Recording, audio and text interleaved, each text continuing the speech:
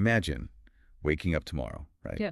And you discover that the catchy pop song currently stuck in your head, well, it wasn't written in a sunny recording studio in Los Angeles. Oh, that would be far too normal for what we're looking at today. Right, exactly. Instead, you find out it was composed by a terrified, artificially grown clone. And this clone is being forced to perform in, of all places, a subterranean hockey rink. Yeah, it's a lot to take in. It is. And not only that, but the celebrities you see on television, they are fully aware of it. They're trapped in this system where going to sleep at night is basically a trapdoor into a highly physical waking nightmare. It's a really dizzying premise. I mean, it completely shatters the fundamental expectation we all have of sleep. We think of sleep as a biological reset, right? A safe, quiet sanctuary. Mm. But in the reality we are exploring in this deep dive today, shutting your eyes is quite literally the most dangerous thing you can do. I have to be honest, when I first looked at the source material you provided for us to look at, I had to read it 3, maybe 4 times just to process the sheer scale of it. I don't blame you. It's dense.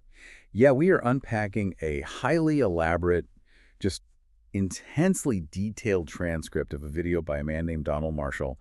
And calling this a conspiracy theory almost feels like a disservice to the scale of it. It's more like a sprawling, grand, unified narrative of everything. It really is. It's the architecture of an entirely alternate reality. And our mission today for you listening is to map out that exact architecture. We are going to extract the key claims from this document to understand exactly how Marshall weaves together human cloning, secret societies, pop culture anomalies, and even ancient history into this one massive closed-loop narrative.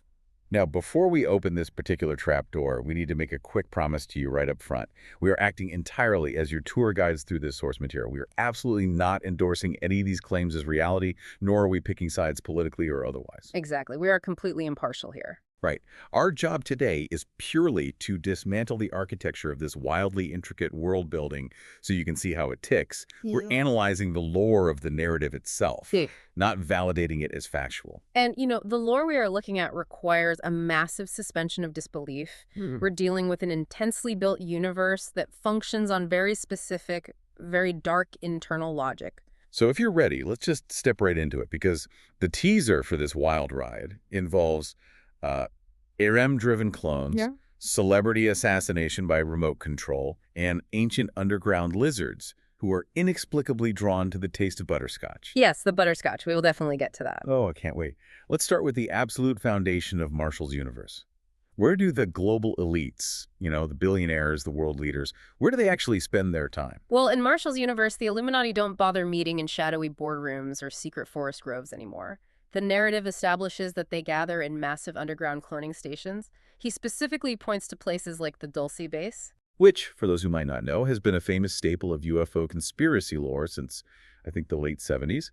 The Dulce base is this alleged underground facility in New Mexico where humans and aliens supposedly conduct joint experiments. So Marshall is taking that existing piece of fringe lore and just repurposing it for his own narrative. He is, yeah, but instead of just generic alien experiments, Marshall claims these bases are hubs for the Mark II clone, and this is where we really get into the mechanics of his world. Okay, lay it on me.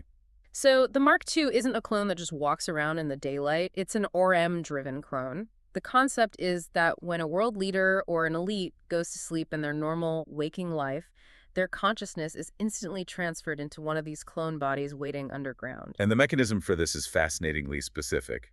The source details that this transfer takes exactly 30 seconds and is facilitated via microchips. So the lore implies that the microchip monitors your brainwave state, right? Right, it's monitoring your sleep cycle. And the second you cross the threshold into rapid eye movement sleep, into REM, it isolates that frequency and beams your consciousness, kind of like a hyper-advanced Wi-Fi signal, directly into a receiver inside the clone's skull. It is basically like logging into a macabre, intensely physical, underground metaverse every single time your head hits the pillow. Yes, but a metaverse where the physical sensations, including extreme pain, are entirely real to the consciousness experiencing them. And the biological mechanics of how these clones are actually grown, that is where the narrative gets incredibly visceral. That's putting it mildly. I mean, according to the text, these bodies are duplication clones. They're grown inside massive glass tanks filled with salty water over a strict 5-month gestation period. But it's the origin of the biological material that really makes you wince. Originally, the lore claims the elites harvested discarded tissue samples from hospitals. Specifically, they used discarded foreskins or cells from routine pap smears. Yeah, it's grim. And the text notes they've recently upgraded the tech to just use blood, but the process of kickstarting that growth is incredibly unsettling. It is. Marshall describes this bizarre medical procedure used to promote the clone's growth from that initial tissue sample. He talks about a specialized, almost drill-like device strapped to an arm that rapidly opens and closes to agitate the tissue. And the analogy he uses in the transcript, that's what really stuck with me. He compares this mechanical agitation to picking a hangnail. Oh, yeah. That part is tough to read. It really is. You know when you pull a hangnail too far and that white stuff accumulates inside to form a scab and generate new skin? Mm-hmm. He claims they use this drill to violently agitate the tissue to force that white stuff to work and generate an entire clone body. I mean, why include a detail like that? It's such an uncomfortable, grounded sensation Yeah. to just throw into a massive sci-fi concept. Because it forces the reader to physically relate to the narrative, by grounding this fantastical, impossible cloning technology in the universally recognizable, wince-inducing pain of tearing a hangnail. The brain subconsciously processes the claim as having a tangible reality. Oh, that makes sense. Yeah, it bridges the gap between the impossible and the intensely familiar. Okay, so we have the how. But if these clones physically exist in these massive underground spaces, what does that environment actually look like? Are we talking about like sterile, bright, white laboratories? Not at all. The source paints a picture of something much more primitive.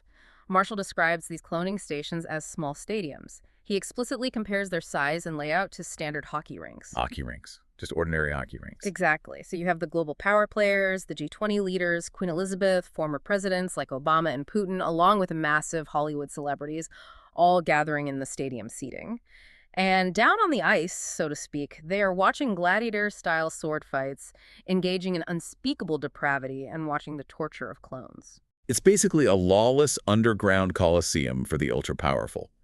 And this is exactly where Donald Marshall inserts his own origin story into the timeline. Right, this is where he comes in. He claims he was kidnapped into this cloning system as a 5-year-old child to be used in these arenas. Yeah.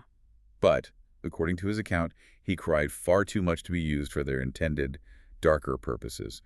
So he had to find another way to survive the hockey rink. And his survival mechanism is completely unexpected. He claims that out of sheer desperation, he spontaneously began composing and singing original pop songs out of thin air. It's right there on the spot. Right there on the spot. The transcript states he eventually became the secret, uncredited ghostwriter for decades of massive global music hits. He explicitly claims he wrote the iconic Top Gun theme song and even the lightning fast rap lyrics for Busta Rhymes. Wait, Busta Rhymes? Yes! And he says he performed all of this as a terrified clone fueled by forced adrenaline injections and cocaine. All right, I have to push back on the logic of this universe right here. Hmm. I mean, if you are an unimaginably wealthy, untouchable global elite pulling the strings of the entire planet, why in the world would you rely on a terrified 5-year-old clone in an underground hockey rink to write your biggest Hollywood hits? It does seem counterintuitive. Right. If you want a hit song, why not just hire a highly paid ghostwriter in Los Angeles? What is the point of this unbelievably convoluted setup? It's a great question. And if we analyze it through the lens of power dynamics, it actually reveals the core psychology of Marshall's fictional elites. In this universe, the elites have everything. They are fundamentally bored with material wealth. Okay. What they crave is the ultimate taboo. They want to possess and control culture that is created in a secret, illicit realm born out of profound suffering. When they feed that art to an ignorant public who dances to it on the radio, it represents the ultimate power trip. I see. They aren't just consuming art, you see. They are secretly controlling the hidden misery that produced it. Oh, wow. So the thrill isn't the song itself. The thrill is knowing the public loves a song without having any idea of its dark hidden origin. It's like a literalization of the industry plant concept, but taken to a monstrous extreme. Exactly. Which makes me wonder, if celebrities are brought into this fold to get these hit songs, how on earth does the system keep them quiet? Well, the source outlines a very brutal trap for anyone in the public eye. Celebrities are often brought in willingly at first, thinking it's just a bizarre initiation or a shortcut to fame. It's what Marshall literally calls selling your soul. Ah, of course. Yeah, they agree to let their genetic material be used to create a clone in the center. But once they are in the system, they are entirely trapped. Because if they try to speak out or expose the rink in the waking world, they face what the narrative calls remote assassination. And the mechanics of this remote assassination are terrifying because of that microchip link we talked about earlier. Marshall claims that because your waking consciousness is inextricably linked to your clone body, whatever trauma happens to the clone directly impacts the real you. Right, the feedback loop. Yes. If the elites apply a constant massive electronic current to your clone, or if they torture the clone past a specific pain threshold, the shock translates back through the consciousness link and induces a fatal aneurysm or a massive heart attack in your real sleeping body in your bed at home. It functions as the perfect, undetectable execution. The coroner just rules it natural causes. And this is where the narrative actively begins to retrofit real-world tragedies into its own lore to build credibility. Right, it grounds it again. Exactly. Marshall explicitly claims this remote execution method is exactly how comedian Bernie Mac and singer Whitney Houston were silenced when they allegedly tried to rebel against the cloning centers. He also mentions reality star Tila Tequila, right? The transcript claims she tried to use her platform to help him expose the ranks, and as a direct punishment, they induced a massive aneurysm in her real body. He even pulls Britney Spears into the lore. Oh yeah, the music video. Yeah, he claims she deeply regretted signing up, lost her ability to experience normal, peaceful dreams, and eventually used her animated music video for the song Break the Ice as a literal, frame-by-frame documentary metaphor of her breaking into a cloning facility and smashing the glass clone tubes to free herself. It's like every pop culture anomaly gets an explanation. Mhm. But perhaps the darkest and most disturbing tie-in in this entire document involves a real-world, highly publicized tragedy, the Canadian serial killer Robert Pickton. Yeah, this part of the transcript is incredibly bleak. It really is. The source claims Pickton, who was a real murderer, was cloned and brought down to these underground arenas. The elites would allegedly project videos of his real-world crimes on the stadium screens and make him relive the details for their amusement, treating him like some sort of sick, twisted celebrity. Mhm. And there is a morbidly hyper-specific detail included here. Marshall claims Picton personally explained to him exactly why he used a ball-peen hammer for his crimes. He said it was because a standard carpenter's hammer has a claw on the back that might catch on a victim's clothing on the drawback, whereas a ball-peen hammer is smooth. By integrating horrific true crime details like the Pickton murders and the mechanics of a ball-peen hammer, the narrative is attempting a very specific psychological trick. Which is? Well, it forces the listener to confront undeniable, documented, real-world evil right alongside the fictional sci-fi horror. If the listener knows Robert Pickton is real, the brain accidentally gives adjacent credibility to the cloning ranks. It anchors the unbelievable to the undeniable. It is a deeply manipulative text. And just when you think you understand the hierarchy of this universe, like you think these Illuminati clone masters are the apex predators running the globe, the source pivots entirely. The big twist, the huge twist. It turns out the billionaires and politicians aren't even at the top of the food chain. They're entirely subordinate to, or at least in a terrifying alliance with, an ancient race of underground lizards called the Vril. Or, as Marshall casually refers to them throughout the text, crab nasties. Crab nasties, Yeah. amazing. And the source doesn't just mention them, it provides a complete biological taxonomy. There are 3 distinct types of vril. Type 1 is small, about 1 to 1.5 feet tall, and covered in red scales. Okay. Type 2 is larger and carnivorous, but largely non-parasitic. And Type 3 is an 8-foot-tall, highly intelligent creature with an elongated neck that looks remarkably like a classic gray alien, and it requires a specific, deep underground methane-oxygen mix to even survive. But it's the type 1 Vril, those small red ones, that perform the body snatching. And the biological process described here is purely out of a horror film. It really is. According to the text, the type 1 lizard has a tiny proboscis on the top of its head, roughly the size of a chocolate chip. When a human target is deeply asleep, this foot-long lizard crawls onto their face and wiggles this proboscis directly into the person's eye. It snakes all the way around the back of the eyeball and spirals around the optic nerve. And the reason it does this, what draws the lizard into the optic nerve, is the scent and taste of butterscotch. Wait, hold on, let me just pause you right there. Yeah. Butterscotch. Butterscotch. Out of all the biological markers in the human body, out of all the pheromones or blood types that the ancient parasitic lizard is desperately searching for the flavor of a grandmother's hard candy inside the human skull, I mean, is there any biological justification given for why it tastes like butterscotch? There really isn't, and I think that's what makes it so jarring. The text just presents it as a grim biological fact of this universe. The lizard's proboscis reaches a very specific point on the optic nerve that tastes exactly like butterscotch, and once it hits that flavor profile, it performs a motion almost like holding its breath and forcefully pushing outward. Right. It ejects its own spinal cord, which the source refers to as a quill, straight up into the human brain. And the original lizard's physical body dies entirely and just sleuths off. Mm-hmm. It is a completely one-way trip. Mm-hmm. There's no going back. The human being's original consciousness is instantly murdered and wiped out, and the lizard's consciousness totally takes over the brain and body. The resulting human shell is what Marshall calls a drone. It's terrifying. It really reminds me of a biological cordyceps fungus infection, like in those nature documentaries where the parasitic fungus completely takes over the motor functions of an ant. But it is infused with this bizarre, oddly domestic detail of tasting like Werther's original candy. And that extreme juxtaposition is key to how conspiracy lore sticks in the mind. You have unimaginable, invasive body horror paired directly with a flavor associated with childhood innocence and comfort. Right. It creates cognitive dissonance.